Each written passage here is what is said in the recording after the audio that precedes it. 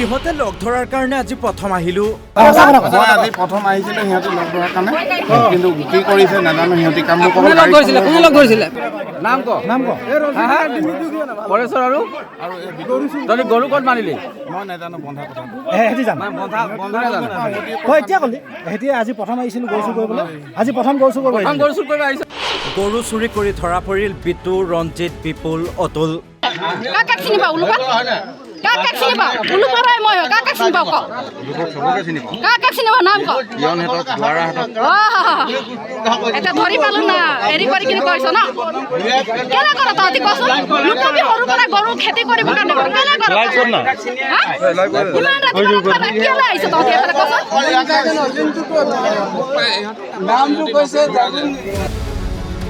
ঘটনা মাৰ্ঘেৰিটাৰ মাছে গাঁৱৰ। এখন চেণ্ট বাহন লৈ গাড়ী চুৰি কৰিবলৈ আহিছিল 4জন যুৱক, কিন্তু দিন বেয়া আছিল। ৰাইজে হাতেলোতে ধৰিলে গৰুসহ 4 গৰু চোৰক। চোৰকেইটা হ'ল বিতু গগৈ, ৰঞ্জিত ফুকন, বিপুল বৰুৱা আৰু অতুল দিহিঙীয়া। দীৰ্ঘদিনে অঞ্চলটোৰ পৰা গৰু চুৰি কৰি ৰাইজৰ নিৰ্যাহৰণ কৰিছিল গৰু চোৰকেইটাই। 3 তাৰিখৰ নিশা আমাৰ গৰু এহালেই আছিলে মাত্ৰ। সেই হাল আৰু লগতে আমাৰ বৰ্তাহঁতৰ 3টা হালোৱা গৰু, ডাঙৰ যথেষ্ট ডাঙৰ।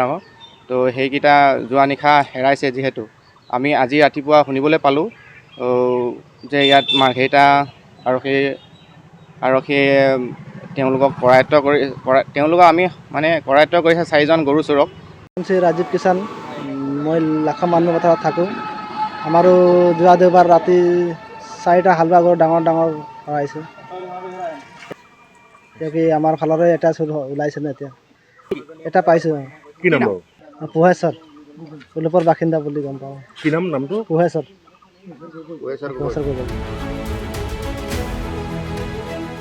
অৱশেষত ধৃত গৰু চোৰকেইটাক ৰাইজে উত্তম মধ্যম সোধাই মাৰ্ঘেৰিটা আৰক্ষীক গতাই দিয়ে।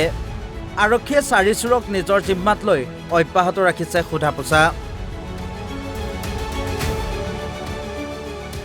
ভিডিঅ' জাৰ্নেলিষ্ট আলিমৰ সহযোগত মাৰ্ঘেৰিটাৰ পৰা বিকাশ বৰুৱা, অসম লাইভ 24।